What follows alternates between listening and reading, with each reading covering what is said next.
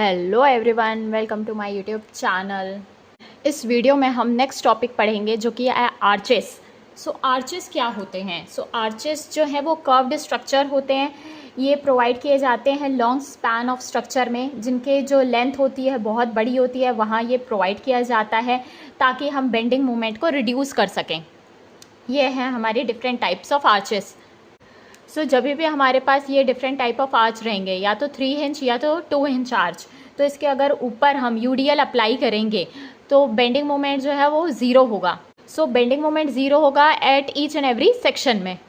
यहाँ पे हमारे पास 3 टाइप्स ऑफ आर्चेस हैं। पहला है 3 इंच आर्च, सेकेंड है 2 इंच आर्च, थर्ड है हमारा फिक्स्ड आर्च। यहाँ पे आप देख सकते हैं हिंज कितने हैं, 1 2 3। ये इंटरनल हिंज है तो ये कहलाता है 3 इंच आर्च। यहाँ पे आप देख सकते हैं 2 इंच है तो ये है 2 इंच आर्च। यहाँ पे ये फिक्स सपोर्ट है इसलिए है ये फिक्स्ड आर्च। नाउ ये है हमारा डिटर्मिनेट स्ट्रक्चर। डिटर्मिनेट कैसे हो गया? ये हमारे 2 रिएक्शन हिंज के, यहाँ पे 2 2 + 2 4 और 3 इक्वेशंस ऑफ इक्विलिब्रियम होते हैं, तो 4 - 3 और एक एक्स्ट्रा एडिशनल इक्वेशन होगा बिकॉज ऑफ इंटरनल हिंज, तो 4 - 4 0। ये स्ट्रक्चर कहलाता है डिटर्मिनेट स्ट्रक्चर। नाउ ये क्या है? इनडिटर्मिनेट है फर्स्ट डिग्री का 2 इंच आर्च। कैसे? ये 2 रिएक्शंस यहाँ पे, 2 रिएक्शंस यहाँ पे, 4। नंबर ऑफ इक्विलिब्रियम इक्वेशन हमारे पास 3 रहते हैं, तो 4 - 3 = 1, तो इसकी इनडिटर्मिनेसी है 1 डिग्री की। नेक्स्ट यहाँ पे 3 रिएक्शन फिक्स सपोर्ट में, यहाँ पे 3, तो टोटल हो गए 6। इक्वेशन ऑफ इक्विलिब्रियम 3 अवेलेबल हैं, तो ये हो गया टोटल इनडिटर्मिनेसी 3, तो ये इनडिटर्मिनेट है 3 डिग्री के। ना इस चैप्टर में हम स्पेसिफिकली डिस्कस करेंगे 3 इंच आर्च और 2 इंच आर्च। स्टार्ट करते हैं पहला analysis of 3 inch parabolic arch. ये हमारा 3 इंच पैराबोलिक आर्च। नाउ इसमें हम क्या क्या फाइंड करते हैं? 3 इंच आर्च में हम रिएक्शंस फाइंड करते हैं। ए सपोर्ट में horizontal reaction HA, vertical reaction RA, और बी सपोर्ट में भी हॉरिजॉन्टल रिएक्शन HB और वर्टिकल रिएक्शन RB फाइंड करेंगे। और किसी भी सेक्शन में मूवमेंट फाइंड करेंगे, और नॉर्मल थ्रस्ट फाइंड करेंगे, और रेडियल शेयर फाइंड करेंगे। स्टार्ट करते हैं। ये 3 इंच स्ट्रक्चर जो है हमारा क्या है? डिटर्मिनेट है। सिंस ये डिटर्मिनेट स्ट्रक्चर है तो किसी भी जॉइंट के अबाउट मूवमेंट ज़ीरो कर लेंगे, तो हम summation of movement at B zero कर लेंगे, तो यहाँ से RA RB आ जाएगा। यहाँ से जब हम summation of movement about B zero करेंगे तो यहाँ से हमारा RA आ जाएगा। Summation of movement at B zero कर लेंगे तो क्या होता है? Clockwise movement is equals to anti clockwise movement होता है। तो क्लॉकवाइज क्या है? RA है, तो RA × L किसके इक्वल हो जाएगा? Anti clockwise. UDL anti clockwise है बी के रिस्पेक्ट में, तो ये कितना रिएक्शन है? W × L का। ये हो गया रिएक्शन एक्ट करता है L/2 डिस्टेंस में, तो यहाँ से RA आ जाएगा हमारा WL/2, और समेशन FY ज़ीरो कर देंगे। समेशन ऑफ FY ज़ीरो, तो क्या क्या हो जाएगा? RA है plus RB which is equals to किसके? अपवर्ड रिएक्शन डाउनवर्ड रिएक्शन के इक्वल हो जाएगा, which is equals to W × L। तो RA आ गया हमारा, तो RB क्या हो जाएगा? WL - RA, तो WL/2। तो यहाँ से RB आ जाएगा WL/2, तो RA RB आ गया, WL/2 WL/2। नॉर्मल जैसे हम बीम में करते हैं उसी अकॉर्डिंग ही हम इस आर्च में कर लेंगे, तो हमारा RA RB आ जाएगा। ये हमारा 3 इंच आर्च है, तो यहाँ हमारा ये इंटरनल हिंज है, तो बेंडिंग मोमेंट यहाँ पे ज़ीरो होता है। मूवमेंट अबाउट C ज़ीरो कर लेंगे, तो यहाँ से क्या आ जाएगा? HA आ जाएगा। HA किसके इक्वल आ जाएगा? यहाँ पे HA हो जाएगा हमारा WL/2 × L/4 × H, राइट। तो यहाँ से HA आ जाएगा WL²/8H। तो वैसे ही अब हम समेशन ऑफ FX ज़ीरो कर लेंगे। Summation of all the forces in horizontal direction zero हो जाएगा, तो यहाँ से HB आ जाएगा, क्योंकि HA और HB हमारा इक्वल है अपोजिट डायरेक्शन में, तो HA is equals to HB is equals to WL²/8H। तो यहाँ से हमारा HA HB आ गया। और जो ये स्मॉल h है ये हमारा क्राउन की हाइट है। ये हमारा जो UDL है ये हमारा बेस लेवल से कितने हाइट पे है, ये कहलाती है हमारी क्राउन की हाइट, स्मॉल h। नाउ अब हम बेंडिंग मूवमेंट फाइंड करेंगे कि किसी भी सेक्शन X पे आर्च में। तो ये हमारा 3 इंच आर्च है, ये हमारा UDL एक्ट कर रहा है W kN/m का। तो हमको फाइंड करना है बेंडिंग मोमेंट किसी भी सेक्शन X में, तो ये X डिस्टेंस पे है हमारा, तो क्या हो जाएगा? इक्वेशन mx इक्वल्स टू, ये हमारा RA है, तो ये हो जाएगा R A into x, right, minus हमारा ये यूडीएल का मूवमेंट आ जाएगा इस सेक्शन में, तो ये हो जाएगा W into x, distance x/2 पे एक्ट करता है ये, जब हम मूवमेंट लेते हैं तो उसके आधे डिस्टेंस पे वो एक्ट करता है लिवर आर्म। तो बेंडिंग मूवमेंट किसके इक्वल होता है, रिएक्शन इंटू डिस्टेंस के मूवमेंट। सो ये रिएक्शन टोटल कितना है, डब्ल्यू इंटू एक्स का, एक्ट करेगा इसके आधे डिस्टेंस में x/2 माइनस, अब यहाँ पे हमारा हॉरिजॉन्टल रिएक्शन है माइनस h इंटू वाई, तो ये आ जाएगा हमारा bending moment at any section x। यहाँ पे हमने h क्यों लिखा है, क्योंकि h ए एच भी इक्वल है, तो इसीलिए हमने डायरेक्ट यहाँ पे h लिख दिया है, और ये है हमारा आर ए। सो अगर आप ध्यान से देखेंगे ये जो इक्वेशन है R A into x minus W x square by 2 minus x y M x की, इसमें ये जो टर्म है ये है बीम मूवमेंट। जब ये हमारी सिंपली सपोर्टेड नॉर्मल सी बीम होती है और अगर यूडीएल एक्ट करता है होल स्पैन में, तो बेंडिंग मोमेंट किसी भी सेक्शन एक्स में वो भी यही सेम होता है। तो इसको हम एक्स को हम ऐसे लिख सकते हैं beam movement minus H y. Arch में किसी भी सेक्शन एक्स में हमारा मूवमेंट क्या होगा, ये हमारा क्राउन की हाइट h है, ये हमने सेक्शन x डिस्टेंस पे लिया है, तो इसका जो वर्टिकल डिस्टेंस है मान लेते हैं ये y है, ये y डिस्टेंस पे ये सेक्शन है, हॉरिजॉन्टली x में है और डिस्टेंस हमारा वर्टिकल डिस्टेंस y रहेगा, तो ये हमारा bending moment at any section x आ जाएगा।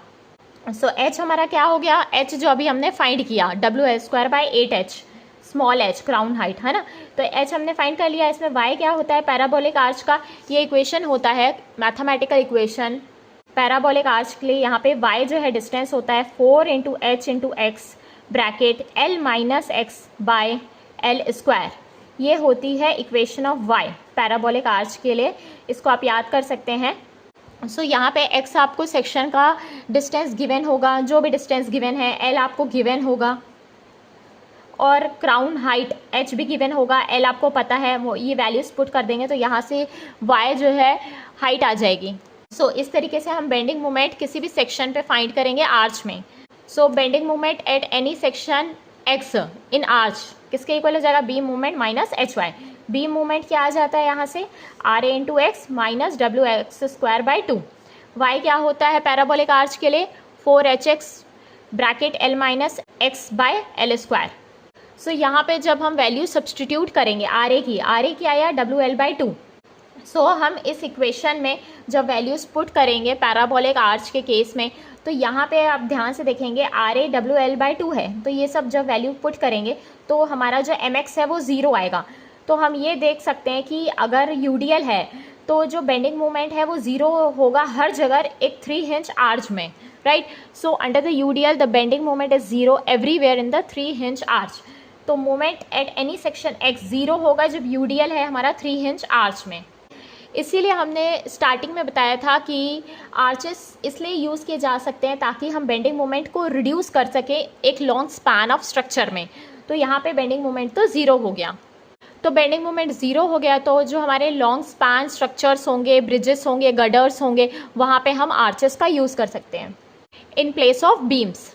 नेक्स्ट हम फाइंड करेंगे रेडियल शियर और नॉर्मल थ्रस्ट किसी भी सेक्शन में 3 इंच आर्च में। सो ये हमारा कोई भी सेक्शन x है, यहाँ पे हमारा यूडीएल है W किलो न्यूटन पर मीटर का, ये हमारा रिएक्शन है HA horizontal reaction, vertical reaction है RA। सो जो रेडियल शियर होता है वो टेंजेंशियल होता है आर्च के, और जो नॉर्मल थ्रस्ट होता है ये एक्सियल होता है आर्च के। सो ये नॉर्मल थ्रस्ट है, मतलब कि नॉर्मल है सरफेस के, ये हमारा सरफेस है उसके ये नॉर्मल है, और ये जो है रेडियल शियर ये टेंजेंशियल होता है। सो यहाँ पे SX जो है वो रेडियल शियर है और नॉर्मल थ्रस्ट जो है वो NX है। सो यहाँ पे हम इसको रिजॉल्व करेंगे, ये है हमारा VX और HX, ये है वर्टिकल शियर फोर्स, ये है horizontal shear force. So summation FX 0 करेंगे तो HA इक्वल्स टू HX आ जाएगा, summation of FX equals to 0 करेंगे तो HA इक्वल्स टू HX आ जाएगा, और जब समेशन FY 0 करेंगे तो RA अपवर्ड है और ये W किलो न्यूटन का है, ये है WX into x/2 is equals to किसके इक्वल हो जाएगा ये। सो यहाँ से VX आ जाएगा हमारा। सो इस तरीके से हम VX की वैल्यू फाइंड कर लेंगे। नाउ ये जो थीटा एंगल है ये VX और एस एक्स के बीच एंगल है और एन एक्स और एच एक्स के बीच ये एंगल फॉर्म्ड हो रहा है थीटा। सो ये जब फोर्सेस को हम रिजॉल्व करेंगे तो यहाँ से आ जाएगा S x equals to V x cos theta minus H x sine theta, और एन एक्स आ जाएगा V x sine theta plus H x cos theta. इसको हम यहाँ पे रिजॉल्व कर लेंगे। नाउ ये हमारा फॉर्मूला ऑब्टेन हो गया। अब यहाँ से हम ये रेडियल शियर और नॉर्मल थ्रस्ट फाइंड कर सकते हैं।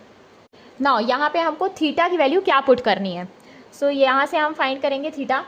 सो हमको y की इक्वेशन पता है पैराबोलिक आर्च के लिए 4hx bracket l minus X by L square होती है।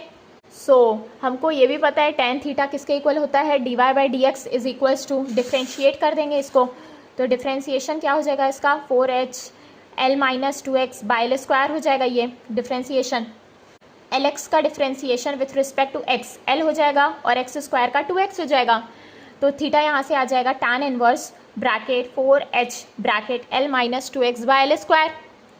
नाउ अब ये जो थीटा आया, इस थीटा की वैल्यू को हम जब यहाँ पुट करेंगे रेडियल शियर के केस में, मतलब एस एक्स की इक्वेशन में, तो जो हमारा वैल्यू आएगा रेडियल शियर का वो 0 आएगा।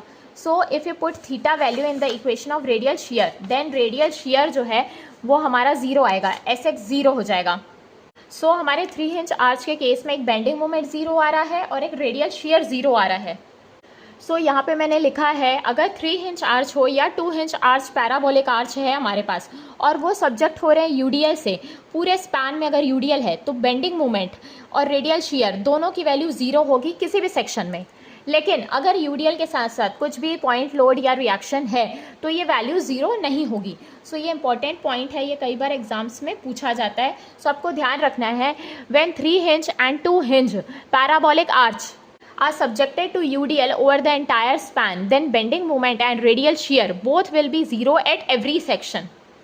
Next अब हम एनालिसिस करेंगे 2 इंच आर्च का। सो 2 इंच आर्च में हमारी स्टैटिक इंडिटर्मिनेसी क्या आती है, 1 आती है। ये 4 reaction minus 3 equations of equilibrium, तो इंडिटर्मिनेसी 1 हो गया। मतलब क्या हो गया, it is indeterminate to 1 degree which means 1 compatibility equation is required. मतलब हमको एक कंपैटिबिलिटी इक्वेशन की जरूरत पड़ेगी। तो ये आर्च को अगर हमको एनालाइज करना है तो हमको एक कंपैटिबिलिटी इक्वेशन की ज़रूरत पड़ेगी। सो यहाँ पे हमको क्या क्या फाइंड करना है, यहाँ पे हम बहुत सारी चीज़ फाइंड करेंगे। सो यहाँ पे हम कंपैटिबिलिटी इक्वेशन कैसे फॉर्म करेंगे 2 इंच आर्च के केस में।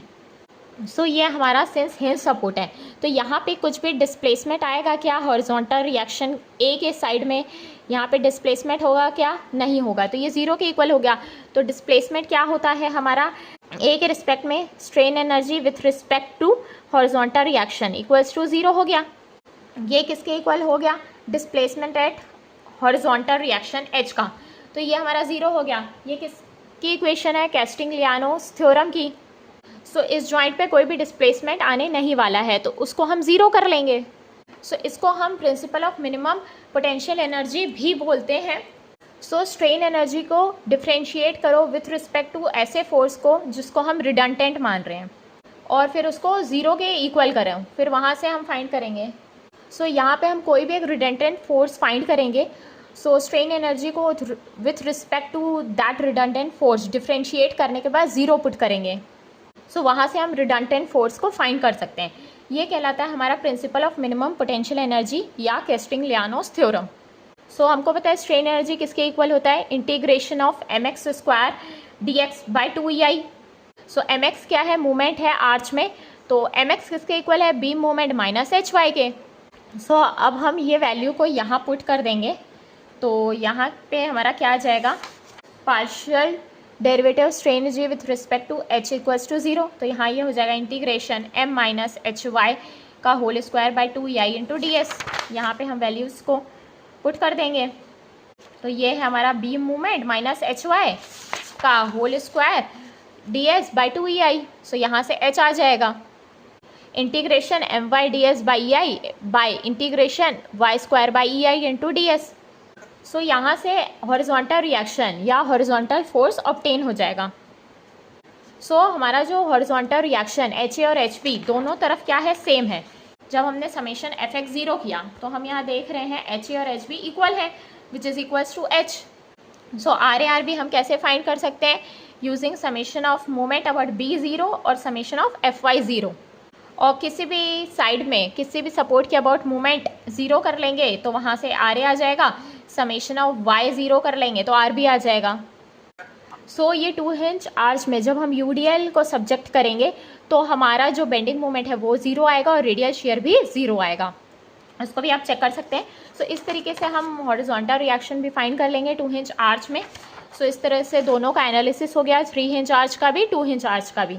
सो अगर आपको ये वीडियो पसंद आया तो वीडियो को लाइक करें और अगर मेरे चैनल में नए हैं तो चैनल को सब्सक्राइब करें। Thank you.